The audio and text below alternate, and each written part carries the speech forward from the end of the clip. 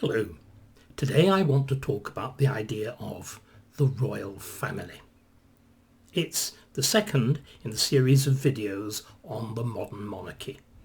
I began by talking about George V's Royal Revolution of 1917, in which he changed the name of the royal house, transforming it in so doing from a German dynasty into an English family that was called the House of Windsor.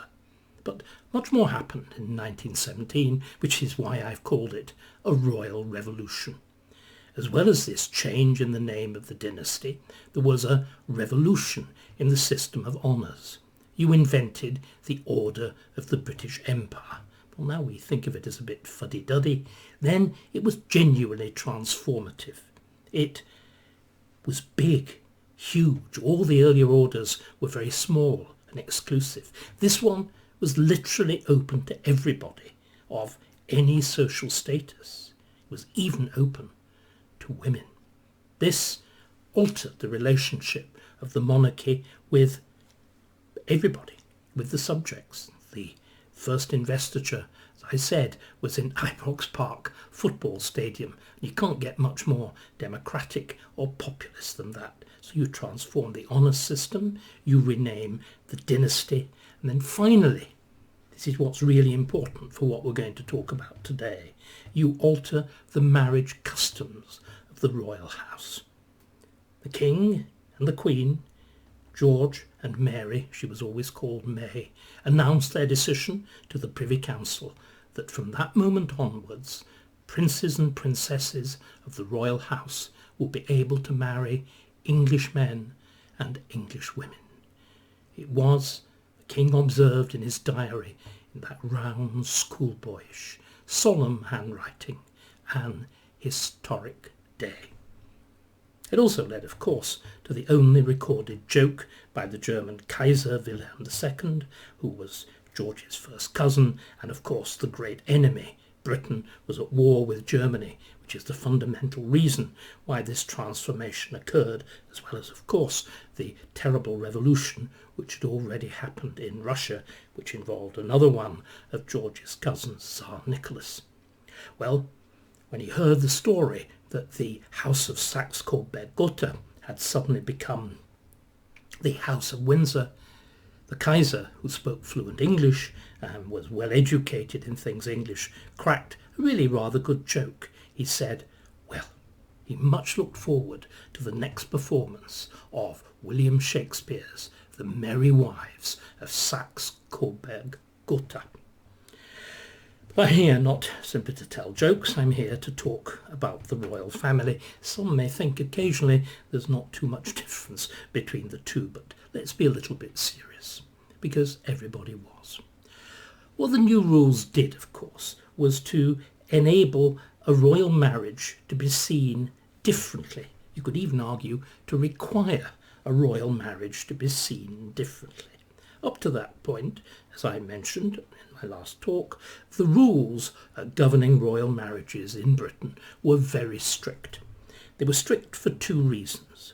One was the requirement ever since the Glorious Revolution, which had driven the Catholic House of Stuart, or at least it had become Catholic, from the throne, was the requirement that neither a future king nor indeed anybody else in the direct line of succession should marry a Roman Catholic. So that excludes the great bulk of royal families of Europe who are Roman Catholic, and it limits you to a quite small choice of Protestant dynasties in Northern Europe, especially in Germany, but also in Scandinavia, which is why quite a few royal marriages take place with the Danish royal house. The mother of George V herself was Danish, Queen Alexandra. So there is that rule which limits things in one direction, but then there's another rule which is a product of the fact that the Royal House of Britain was, of course, a German house. It was the House of Hanover, which had intermarried with Victoria marrying to Albert of Saxe-Coburg-Gotha. It had become a joint German royal house, but it followed, as you would expect, I suppose, the rules of German royal houses. The old English royal houses in the Middle Ages and the Tudors had been pretty, how can I put this, omnivorous in whom they married. Look at the extraordinary range of social status of the wives of Henry VIII or King Edward IV, marrying the daughter of a newly ennobled peer who had been was the widow of a mere knight, Elizabeth Woodville. Look at the marriages, extraordinary series of marriages of Edward III. So the English houses had been pretty flexible. Not so the Stuarts. The Stuarts, they're Scottish. They're very aware of their as it were, nouveau riche position amongst the dynasties of Europe, and they're determined to marry upwards. So they do indeed marry very grandly into primarily the French royal house, but they do so at a very considerable cost because they marry Catholics. The Germans have another rule, which is a different one.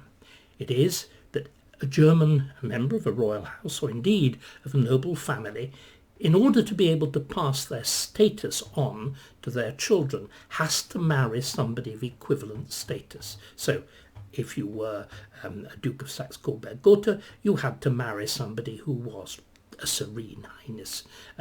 And that is exactly what they did. If you look at the marriage pattern of the English royal house from its arrival at the beginning of the 18th century, every time, with every generation, they marry back in Germany. Now, these are arranged marriages. They can be romanticised to an extent, but not very much.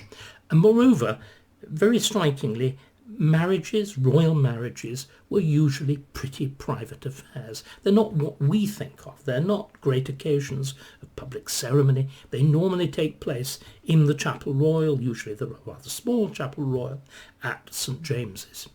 Now, the new rules that princes and princesses of the royal house can marry English men and English women, that transforms all that. Because, of course, now, how are you going to marry? Well, you're going to meet people in more or less the ordinary way in the London social scene. You will have courtship. You will have engagement. You will have, well, reporting, gossip. The whole thing looks, in other words, not like this very formal diplomatic relationship of royal houses coming together in an arranged marriage. Instead, it looks, well, kind of like everybody else's marriage. And we all know what goes with marriage. It's love and marriage go together like a horse and carriage, so you can present it, and sometimes it was, genuinely as a love affair. Now, this is dramatic in its effects.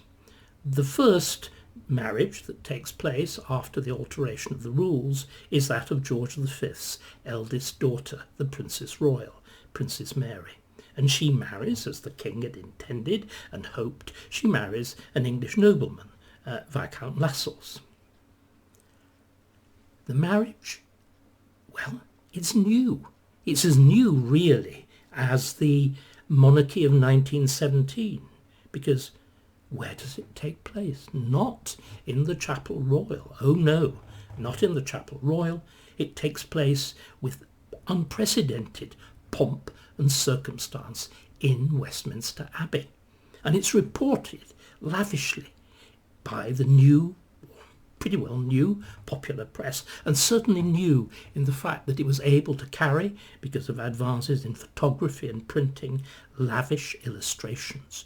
So you have a royal wedding, which is an occasion for grand public ceremony. The ceremony, of course, is very much the kind of ceremony which had been pioneered under Edward VII and continued by George V. So we talked about love and marriage going together like a horse and carriage. Horses and carriages are very, very prominent in it. In other words, it looks exactly like what we think of as a royal ceremony. There are carriage processions, there are troops in the street, there is a grand company assembled in the abbey, the clergy are wearing their copes, and. and the popular press reporting, and the gossip, and the stories around the bride, and the stories around the groom, and the stories about the trousseau, and the shots of the house that they will go to, which fortunately is Harwood House, is a very splendid house, looked very good in the photographs. But there's something even more striking. What was Princess Mary described as? What was the marriage described as? Well, it's a term you're all familiar with, even though you've probably never heard of Princess Mary. She was called, like Diana, the people's princess. And the wedding was called the people's wedding. Now this, I think, takes us into some of the fundamental transformations that were wrought by the reinvention of the monarchy in 1917, that change of name. They reach really deep into the nature of the monarchy, because with this new pattern of royal marriages, you were able to turn the monarchy not simply from what it had been, which is a German dynasty.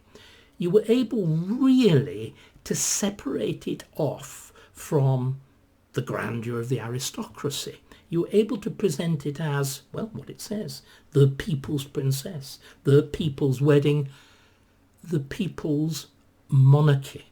The monarchy, of course, right at the beginning of George V's reign, as I mentioned in that first talk, had already been forced and had to, and had done so wisely, to throw the aristocracy, at least its political power, to the wolves with the Parliament Act of 1910-11. And that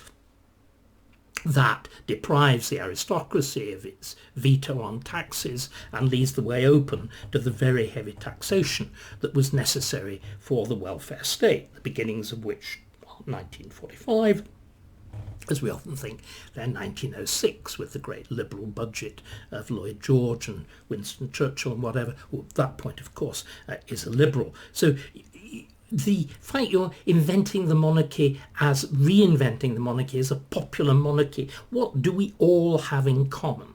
What does the king, the queen, their children have in common with the humblest family? Well, it's exactly that. It's the idea of family. So it's a kind of, dare I say it, it's a sort of pathetic fallacy that the monarchy is somehow now not there on a pinnacle of ceremony. It's somehow like us. It's one of us. It's part of us.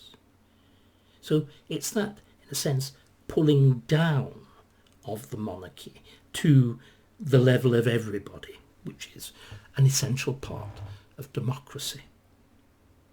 That paradox, if you like, of a popular, even a democratic monarchy, a democratic order of chivalry, like the Order of the British Empire, the even more democratic Companionship of Honour, which was, again, as I said in that first talk, created specifically for trade unionists and socialists, as one newspaper said. After all of that, we are all socialists now, but we're all socialist monarchists now, popular monarchists. So this levelling.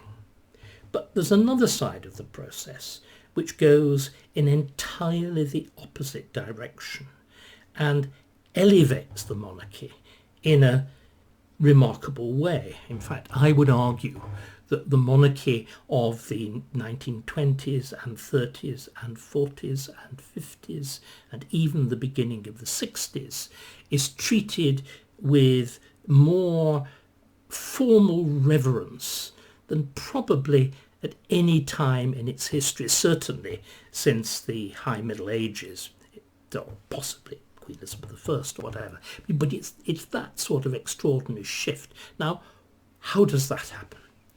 Well, it happens again through the idea of family, but this time viewed in a much more ideological and indeed religious sense. And this takes us to another extraordinary story. It is a separate story that's built on those changes of 1917.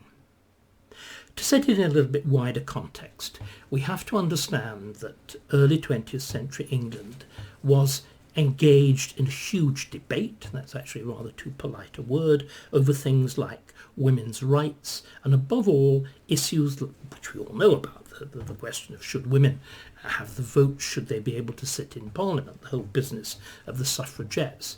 But in some ways, there's a bigger struggle going on, which has much broader impact than the handful of women who would sit in Parliament and assume a direct political role.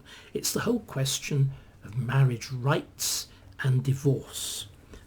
Up to this point, divorce in England is quite extraordinarily difficult to get. Much of the time, it actually requires a private act of Parliament. It's pretty well impossible. There'd been pressure right from the middle of the 19th century for reform and a liberalisation of the divorce laws, but equally it's passionately fought. A royal commission is set up at the beginning of the 20th century to look at the whole issue. It's very much dominated by a group of Oxford academics, religious folk, centred on All Souls College. Sir William Anson, the warden, is the chairman of the commission. Another member is another fellow of All Souls, an up-and-coming clergyman called Cosmo Gordon Lang. And what Anson and Lang are determined to do is to preserve what they regarded as the authentic Christian doctrine of marriage, which is that it is as you swear, or as people swear, or used to swear, in the marriage vows, till death us do part, for richer, for poorer, till death us do part. In other words, that it is effectively indissoluble. This becomes a very broad struggle, and Cosmo Gordon Lang in particular enlists this new family monarchy in that struggle. I've described in a little detail the first of the new royal marriages, which takes place in Westminster Abbey, the marriage of the People's Princess, Princess Mary, and Viscount Lascelles. The next one is more important dynastically because it's that of the king's second son. It's a man called Albert. We know him as the future George VI. He was then called Albert, Duke of York. And he is very much, he's got an elder brother who's known as David to his family. We know him as the future Edward VIII, the very short-lived king, and we'll see why he's short-lived in terms of king, though not in terms of years, why he's only king for less than a year, actually. The two of them, the two brothers, are very much the hare and the tortoise. Edward is handsome, devastatingly good-looking, a precocious womanizer. Chips Channon drools over him with a sort of pederastic and paedophile lust. The handsome man, and of course he is very much a precocious womanizer. But he's interested not in young women, he's interested in rather older, rather experienced women, whereas his younger brother, Albert, he's shy, he's gawky, he's got the most terrible stammer, he comes absolutely at the bottom of his class at the Dartmouth Naval College, awkward lad, but he has grit and persistence, and he has pretty normal sexual tastes, unlike his brother. And as part of this process of the king's sons and the king's daughters being encouraged to find spouses in the English aristocracy, his eye lets on a young lady of very good birth, Elizabeth Bowes-Lyon, and the future Queen Elizabeth, the Queen Mother. She is a bit of a star debutante, and she is, to be quite truthful, not very interested in Albert, and Albert, as we've just thought, is not terribly prepossessing, but he has grit and he has determination, and she refuses him. He asks again. She refuses him. He asks again. And I think it's third time lucky that she says yes. So There is now another one of these weddings, which George V and Queen Mary had planned, between one of their children and, in this case, a British girl of good, distinguished, noble family, Scottish earldom. Again, it takes place at Westminster Abbey. The sermon is given by Cosmo Gordon Lang, who has now been rapidly promoted in the church, and he is Archbishop of York. We've been used to quite a few marriage sermons. There was a very extraordinary one at the marriage of, almost as extraordinary as the marriage of Meghan and Harry. There was Archbishop Runce's even more extraordinary, bearing in mind its nature, at the wedding of Charles and Diana. If you remember, in which he described it as a fairy tale. Well, it would be difficult to think of a more extreme contrast than what Archbishop Cosmo Gordon Lang said to that young couple. Here is the man who is campaigning against divorce. He takes the idea of a royal marriage and he transforms it into a kind of national marriage sacrament, national marriage covenant, if you like. He looks at the couple and enunciates, pronounces these extraordinary words. No guff about, you'll be happy. No guff about, isn't this a fairy tale? Isn't the bride beautiful? Instead, he looks at them and says, you cannot swear that your marriage will be happy. You cannot swear that your marriage will be happy.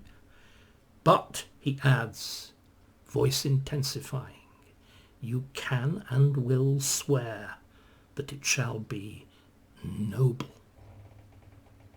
Now, what on earth does that mean? Well, it means that even, God forbid, if you are unhappy and you hate each other and you want to get divorced, you won't.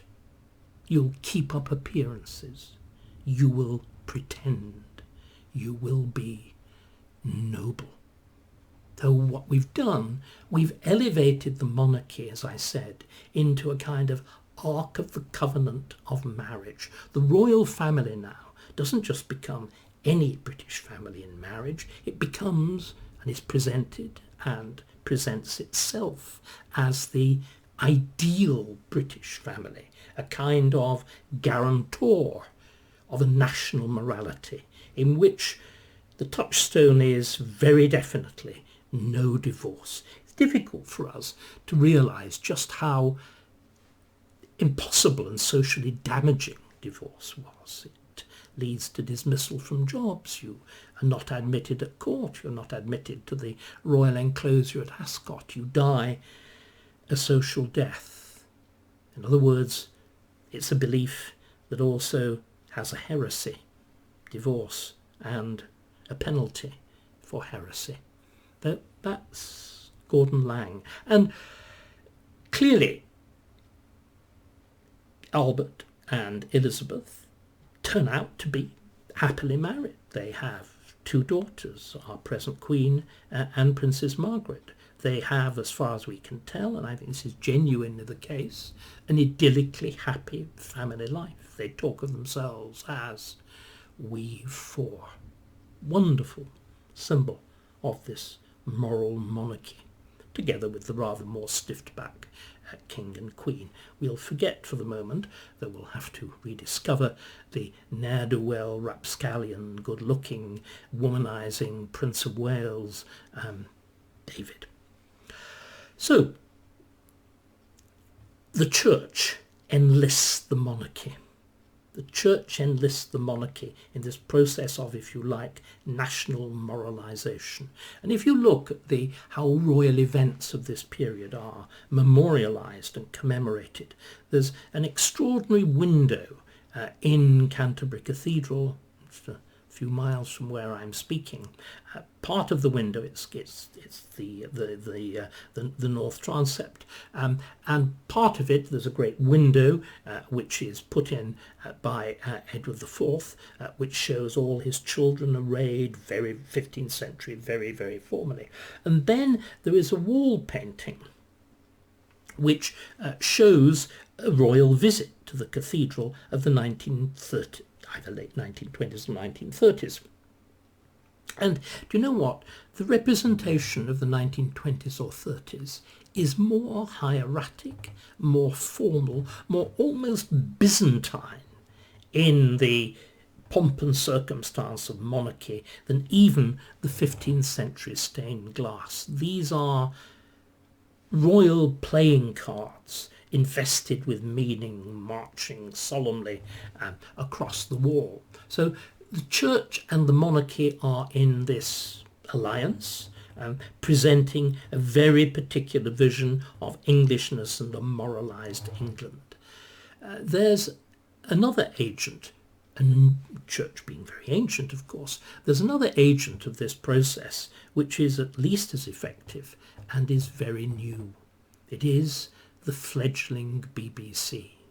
The fledgling BBC, run by Lord Reith, Sir John Reith, the first Director General, sees itself as another vehicle of national improvement and the imposition of a national morality. And it too latches on this idea of a family monarchy, and it presents it with as much vigour as the BBC always does when it gets its teeth into a moral crusade. But of course it's done through new media, to begin with essentially radio. Television comes in just before, but in a very, very primitive sort of way, just before the Second World War. It's essentially done through radio and through royal broadcasts, and through particularly the Christmas broadcast, because George V, though he was a very stiff and formal man, proves to be, well, really a bit of a dab hand at broadcasting. He's particularly good at talking to children.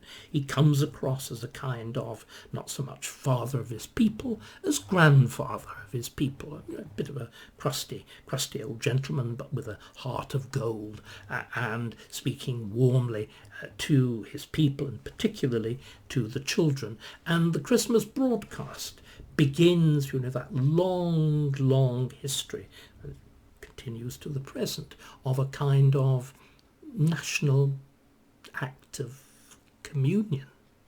And that word, incidentally, is actually used at the time of George V's Silver Jubilee celebrations. In 1935, the formal celebrations in the Abbey.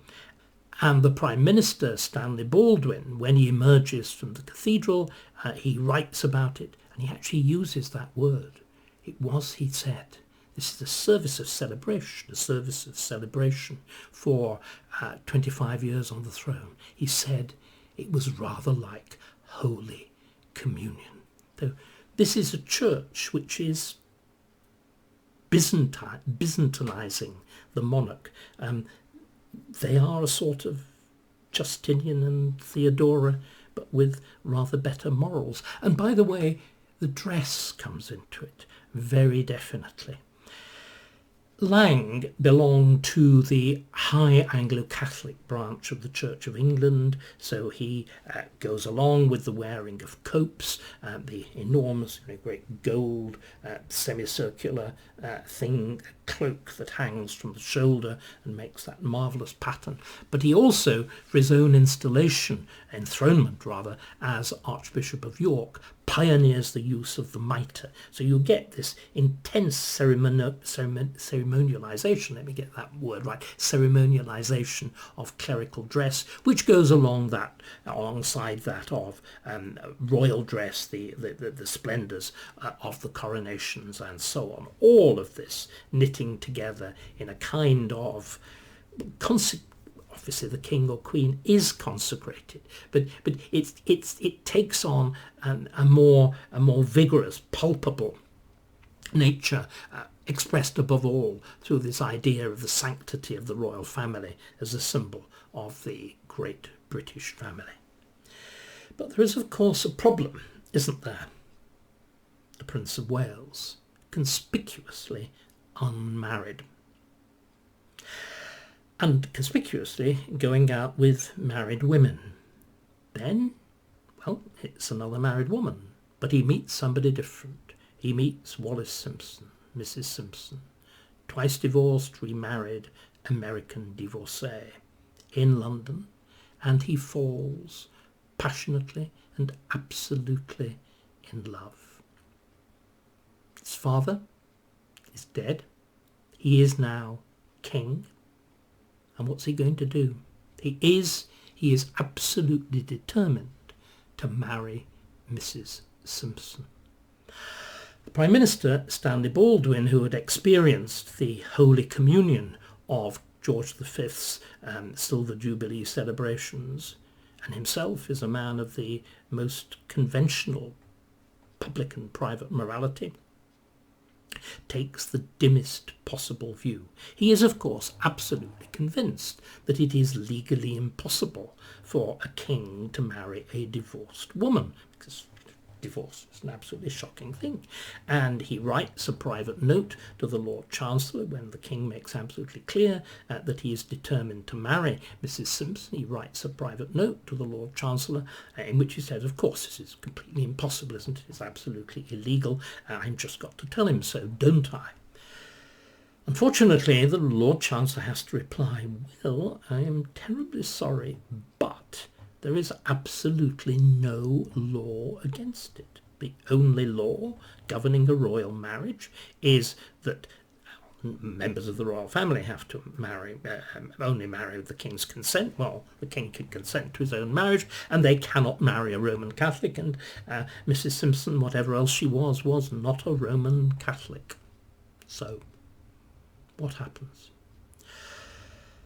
Well, clearly, Lang, clearly a vast part of the establishment, clearly Lang's close friend, another one of these figures surrounding All Souls College, Geoffrey Dawson, the editor of the Times, clearly somebody who wasn't part of the English establishment but was part of the Uber establishment, that's to say Sir John Reith, the Director General of the BBC, all of these guardians of the flame of the family monarchy, of course, are determined that if Edward persists in marrying Mrs. Simpson, he will forfeit the throne. The evidence is unclear. I used to think, bearing in mind my interest in Lang and his extraordinary tormented, he's clearly a suppressed homosexual, as to an extent I think is Reith himself. These are tortured men using a particularly enforced public morality as part of their own reconciliation with themselves. I'd thought that because of these intensely close relationships between Lang and between Reith and between Dawson, that there would be evidence of conspiracy. It was absolutely denied by Lang himself, and as far as I can see, having sifted the papers reasonably thoroughly, there is no direct evidence. In other words, Edward, I suppose, didn't really need enemies, didn't really need a conspiracy to get rid of him, because he was his own worst enemy. Some people did support him, and the most famous, of course, is Sir Winston Churchill. Churchill was a passionate king's man. He even disputes with the woman who would become queen, with Elizabeth Bowes-Lyon, with the Duchess of York. He says, isn't all this dispute about a possible abdication, isn't it going to risk a split in the dynasty as in the Middle Ages? And the Duchess of York, in her very shrewd fashion, says, oh, Mr. Churchill, that was a long time ago. And Churchill then goes on and points out she is called Duchess of York is there not a risk that it will renew the Wars of the Roses? To which the Duchess of York replies, "Oh, Mr. Churchill, that was a very long time ago," and silences even Mr. Churchill. But that doesn't solve the question. Edward is determined. Edward is determined to marry Mrs. Simpson. The Prime Minister is determined that he shouldn't. He outplays him. He lines up the Dominion Prime Ministers against him. And finally, Edward has to choose his throne or the woman that he wants as his wife. And he chooses the woman that he wants as his wife. Edward has had a very, very bad press. His self-indulgence, his irresponsibility, his flavours of Nazism and whatever. I'm always a little sceptical about the latter. I mean, after all, I think before his abdication, it was no more striking than many other members of the ruling class. And it is worth recalling that it's Churchill of all people, the great anti-appeaser, who is passionately in favour of Edward VII and actually wants, Edward VIII, and wants a king's party. So, what is there to be said for this man? Well, he wanted a modern monarchy. All the sorts of things that Prince Charles is talking about now, he wanted a slimmed down monarchy. He wanted a monarchy in which, and now of course unthinkable because of questions of security, he could simply walk in the street with an equerry. He did. Equerry just holding an umbrella. The king just walked. He wanted a monarchy that cast off this pseudo-Baroque ritual of the period of his grandfather, of Edward VII. I suppose, too, he would have had to have rejected the whole idea of the moral monarchy, which, of course, carries the monarchy to this extraordinary period of quasi-religious triumph. But as we've seen, and we will see when I continue this video in my next engagement with the royal family, when we talk about the reign of the present Queen, it's turned into a kind of sorcerer's apprentice. The whole notion of the family monarchy set a series of ideals which the Queen's children, as the children of the 50s and 60s, couldn't live up to. And it was shipwrecked. Edward would, as it were, have solved that problem. But all of this is just speculation. He goes, and he goes pretty quickly. He is allowed, finally, after he's agreed his abdication, he's allowed to address the nation. He delivers a fine speech, much of it written by Churchill. And he goes. At the end of that speech, this is the extraordinary thing, Reith himself supervises the king at the microphone. Reith's original intention had been to introduce him as not the ex-king, but simply Edward Windsor. In other words, to strip him of everything. This was the man who had failed the test of duty. This was the man who had failed the test of morality. This was the man who had broken the covenant of the monarchy. He was a bit like Charles Stuart when he's on trial, or Louis the 17th. Let's get that right. A bit like Charles Stuart when he is on trial, or like Louis the 16th when he too is on trial. Charles I was referred to as Charles Stuart. Louis the 16th was referred to as Louis Capet. You strip them of their identity as a king and reduce them to a mere mortal. Well, Reith wanted to do that, but at least his brother, now king, now George VI, won't let that happen. George VI is a stickler for title, a stickler for rank and distinction. His only contribution to dress. His brother had been a great innovator in dress, a very stylish dresser. In fact, in many ways, he invents how men dress now, with suits with turn-ups and smart ties and soft-collared shirts and all that kind of thing. George VI's only contribution was a special set of evening trousers that were pinched in at the left knee so that you could visibly wear the order of the garter, the actual garter of the garter, over your evening trousers. It did not catch off. So he's very much a stickler for form, and he insists that at least, he told Reith, he must be addressed properly. He may no longer be king, no longer king emperor, but he was born a royal highness, and that's what he will be. Dukedom, the dukedom of Windsor, is created for him. And that is the first half of this story, the crashing of the idea of the family monarchy in the abdication, but its instant revival with the family of George VI, the we four, those who are capable of following those normal but so difficult rules of a marriage that even if it can't be happy, you swear it shall be noble.